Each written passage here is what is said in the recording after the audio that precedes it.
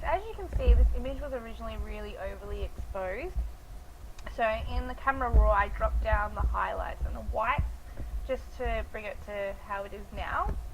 So I'm duplicating the background layer, and then using my selection wand, I'm selecting the girls.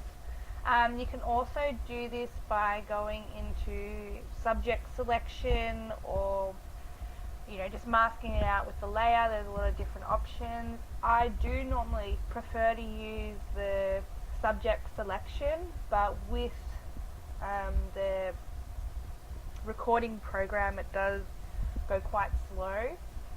And as you can see, just with the quick selection tool, it does take a little bit. So I mask it off, using Control I to invert.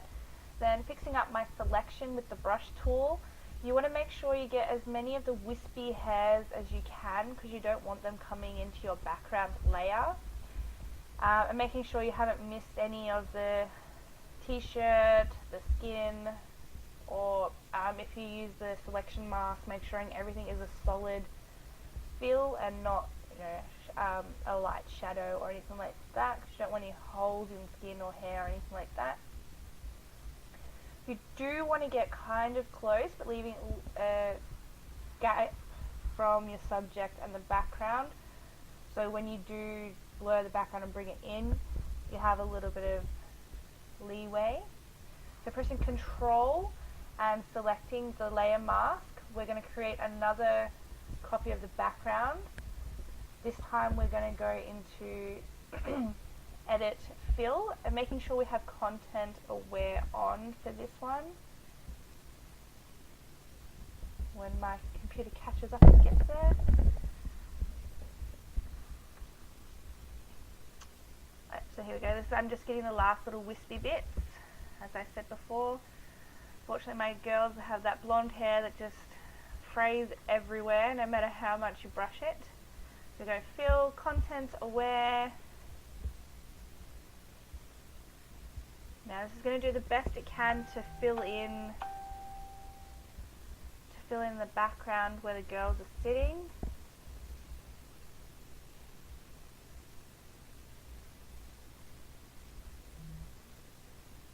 This doesn't need to be perfect, because once you finish this, you are blurring the background as well.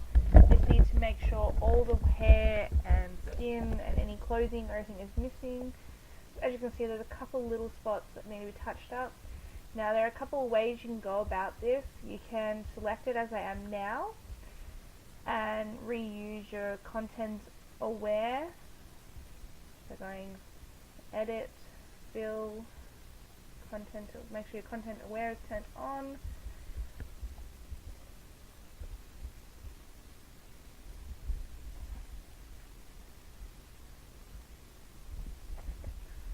As you can see, the Content Aware does take a little bit longer.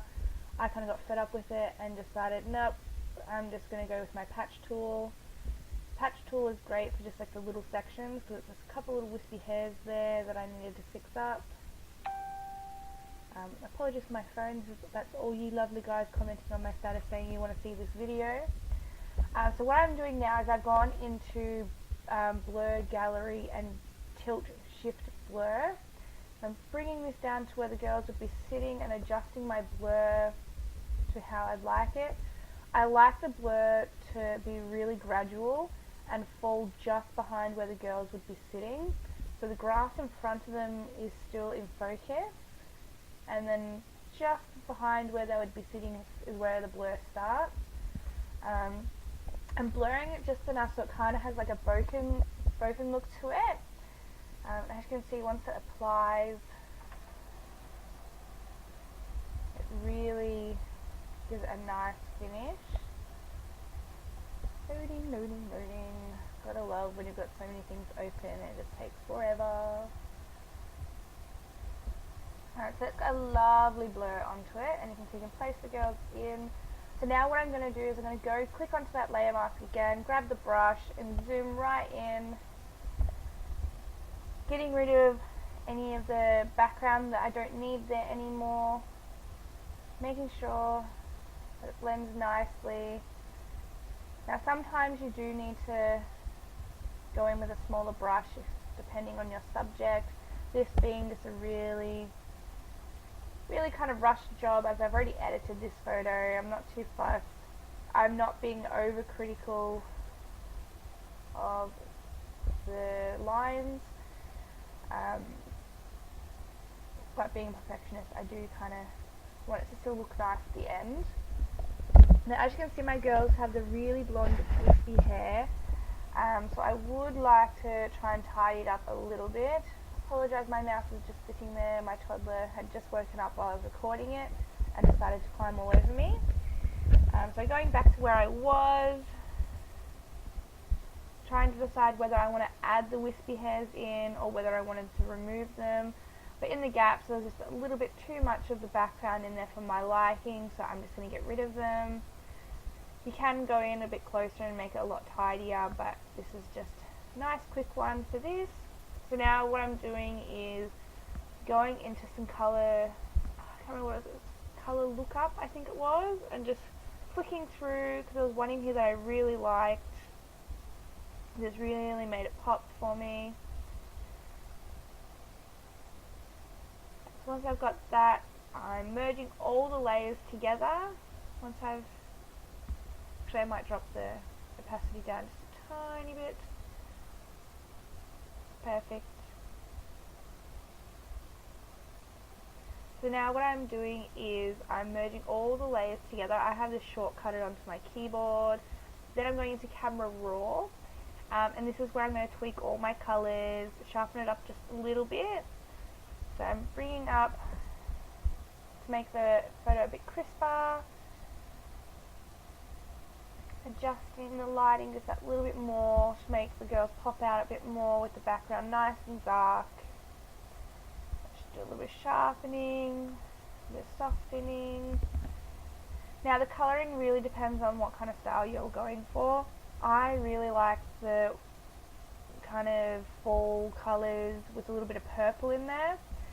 I just feel it just gives it that little bit more depth to your images and a bit more distance. The grass was really green in this image, and I found it really overpowering and just kind of distracting, so I wanted to bring out that more warm feeling, especially with my girls being so pale and the hair being so light. I kind of wanted them to all tie together. So bringing the shadows and the highlights. I actually think I should have gone to more of a deeper purple with the shadowing colours. As you'll see later in the video, I'm trying to add a little bit more in like I did on the original image, but it just didn't quite get across the way I had it last time. So as you can see, I'm just trying to get that just a little bit more, see how much more I can get out of the colours.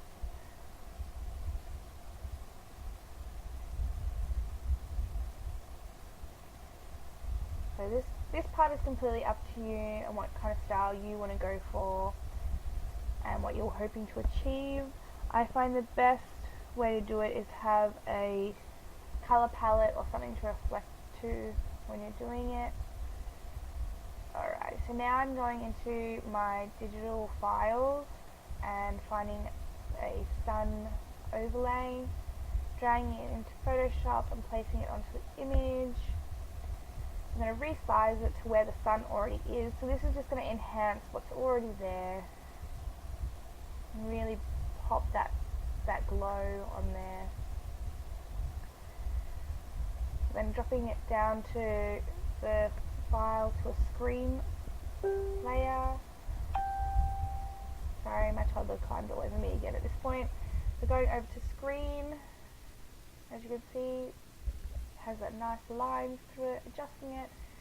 So now I'm going to add a layer mask to this file, to the layer, get rid of that sharp edge that's there. Now I like to do some like jagged lines going into it to get that little bit more of the broken up lighting going through. Now pressing the backsplash on the keyboard will bring up where you've marked already on your layer mask. it up. There we go. So this will show you exactly where you've already taken off or put on. The red is the black, so it's from what's removed from the image. There we go, just fixing that little bit of sun up. And then I'll create another layer. So apologies, my video dropped out on me. So what I did was I created another layer with a clipping mask on top of the sun, added like a nice warm orangey tone to it, put it to soft light and reduce the opacity to give that really nice warm golden sun look. As you can see with the image now, this is what it looked like. In the first image that I edited, it did have that little bit more purple, as you can see. But this is a quick run through of how I've edited my photos. If you have any questions or anything like that, just let me know and I can always answer any questions. Thank you for watching. Bye for now.